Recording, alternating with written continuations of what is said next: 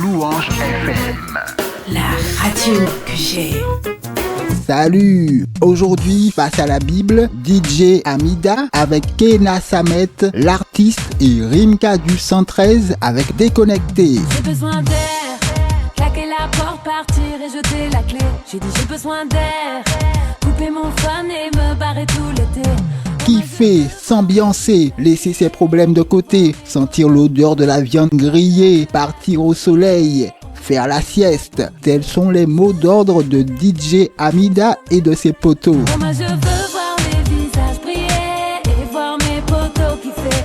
L'odeur de la viande grillée, on est tous là pour kiffer. Je comprends tout à fait ceux qui chantent déconnectés. Ils ont soif de liberté, marre des prises de tête, des embrouilles et des problèmes de toutes sortes. Je débranche Twitter, Facebook, tout ce qui casse la tête. Dans le sud de l'Espagne, je pars faire la sieste. Ne m'appelle pas, je réponds plus. Stop aux prises de tête, même Facebook et Twitter.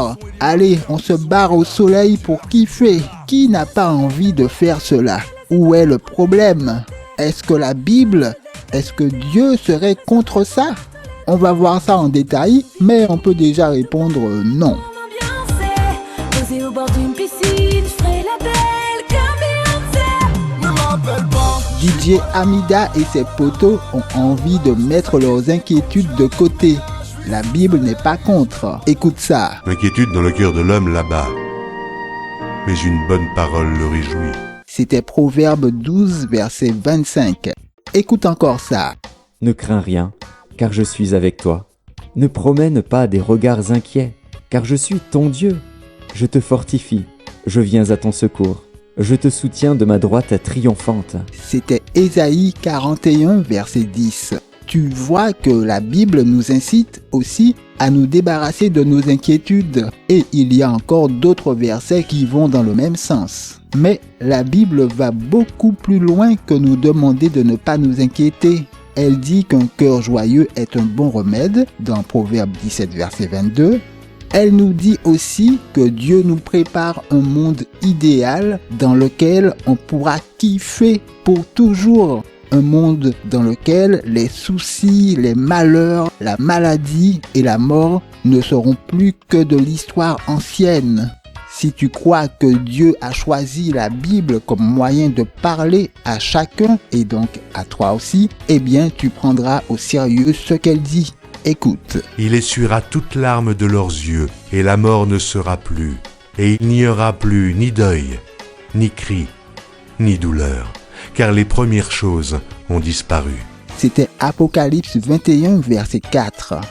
D'ailleurs, dans tout le chapitre 21 d'Apocalypse, le dernier livre de la Bible, Jean, le disciple de Jésus, raconte une vision qu'il a eue, vision par laquelle Dieu lui a fait connaître ses plans pour l'avenir. Ésaïe, qui a vécu bien avant Jean, était prophète et a dit dans Ésaïe 25, verset 8 « Il anéantit la mort pour toujours.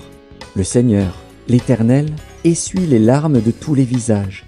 Il fait disparaître de toute la terre l'opprobre de son peuple, car l'Éternel a parlé. » Lorsqu'on compare ces deux choses, d'une part, kiffer un petit moment avant de retrouver ses problèmes et avant de mourir, et d'autre part, vivre éternellement sans problème, sans soucis, sans tristesse, sans la mort, il n'y a pas photo. On se quitte avec un des versets les plus connus des chrétiens parce qu'il soutient leur espérance de vie éternelle. C'est Jésus qui parle. Car Dieu a tant aimé le monde qu'il a donné son Fils unique afin que quiconque croit en lui ne périsse point, mais qu'il ait la vie éternelle. C'était Jean 3, verset 16. Merci d'avoir écouté et à la prochaine. Louange FM. La radio que j'ai.